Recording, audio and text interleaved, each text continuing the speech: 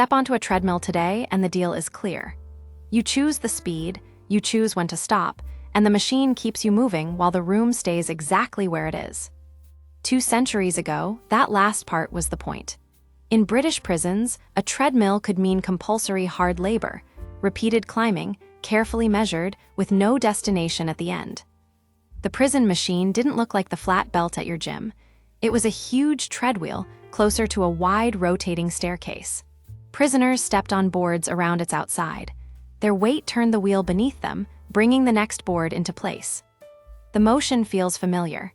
The choice behind it was completely different. The engineer most closely tied to this prison system was William Cubitt, an English millwright. A millwright designed and maintained mill machinery, so Cubitt approached human effort as a possible source of mechanical power.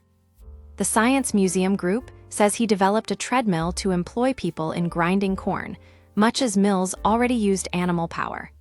The first prison adoption it records was at Bury St. Edmunds in 1819. Treadmills then spread through British prisons. A turning wheel could be connected to mill equipment and put the prisoner's movement to work. The apparatus could produce power while imposing exhausting labor as part of a sentence.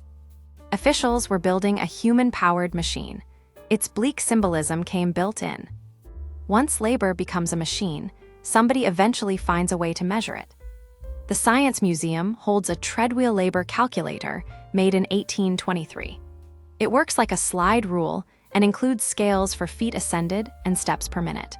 The museum says prison governors probably used figures like these to set a prisoner's climbing or work out how many people were needed on the wheel at a particular pace. The careful word there is probably. The object survives, but it can't tell us every rule in every prison. It does show that climbing, pace, time, and staffing could become official calculations. Going Nowhere had acquired performance metrics long before anyone offered a monthly gym membership. An archive record from Norfolk shows how seriously officials treated the machinery. In 1835, Henry Locke examined a treadmill at Norfolk County Jail that wasn't working properly. The record says 35 men were needed to perform work that should have required 15. Locke blamed poor manufacture. This was one faulty installation, so it can't represent every prison treadmill. Still, its practical role is unusually clear. People were counted as inputs. Work was the expected output. When the ratio became inefficient, someone investigated the equipment. At installations like Norfolk's, the people on the wheel became part of a mechanical calculation. The punitive purpose was explicit, and it lasted well beyond the treadmill's early years. In 1886, a member of Parliament asked whether treadmills were being built in prisons and whether they were intended for hard labor sentences. The Home Secretary said they hadn't generally disappeared. He reported that a committee formed after the Prison Act of 1877 considered the treadmill the most suitable form of hard bodily labor, and that prisons were using it for that purpose. That answer records the government's position at the time. It doesn't prove the work was humane, safe, or effective. It does establish that officials openly described the treadmill as an instrument of hard labor. 13 years later, another parliamentary answer said treadwheels were still used in 33 local prisons, although the government then described their use as solely productive. That may show a change in official framing. It doesn't make the labor voluntary, and it can't tell us what the experience felt like for the people doing it. A straight line from that giant prison wheel to today's gym treadmill would make a wonderfully neat story. The evidence here doesn't give us one. The machines share a name and a central idea. A person keeps stepping while a moving surface replaces the ground beneath them. Mechanically, Cubitt's treadwheel and a flat endless belt treadmill are visibly different. Their purposes differ too. By the middle of the 20th century, treadmills were documented as medical tools. In 1956, Robert Bruce and his colleagues published work using a treadmill exercise tolerance test to evaluate heart patients. Controlled effort let clinicians observe how a patient's body responded.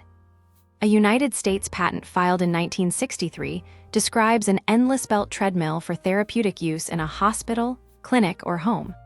It includes adjustable support and resistance, with possible use by children, adults, and people with partial paralysis in their legs. These sources don't identify the first exercise treadmill.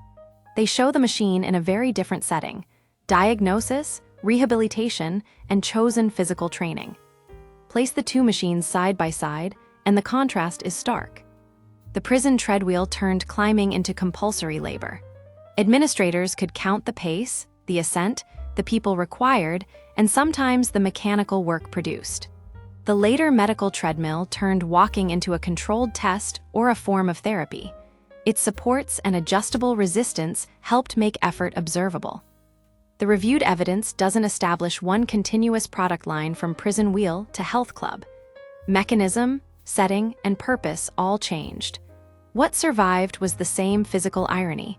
You can work extremely hard while remaining in exactly the same place. Today, that effort may be voluntary, measured for health, and ended with a but.